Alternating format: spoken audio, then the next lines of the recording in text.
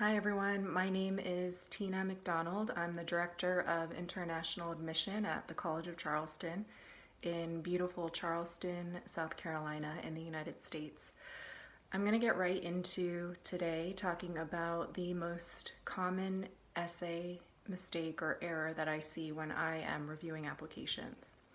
This error is that typically essays that I read are 75% data and 25% voice. So let me explain to you a little bit about the concept of data and voice and what I mean by that. So let me use the example of a student that wrote an essay about being on a sports team. And perhaps the content and subject of the essay is that he or she scored the winning goal in the game. Now, typically, in this case, what I would read is that I would read a lot of data about the game. So, the opponents, the time of year, the sport itself, the players, the score, but not enough about the voice of the person who's writing it and perhaps how that incident may have impacted you. So my recommendation always to students is that your U.S.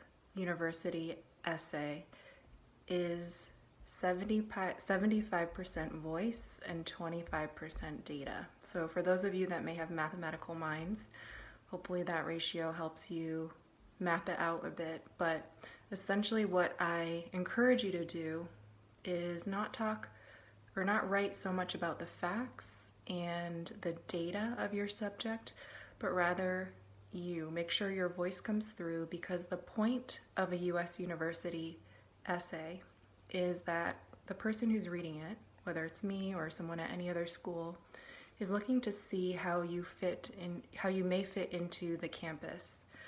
At the College of Charleston, we have a multitude of different majors, clubs, organizations on campus, and the essay is one of the things that we use to determine if you would be a good fit for these programs and activities that we offer, but also most importantly, through those opportunities that we offer, will you then use those to make a difference on our campus, in our local community, and then ultimately the world.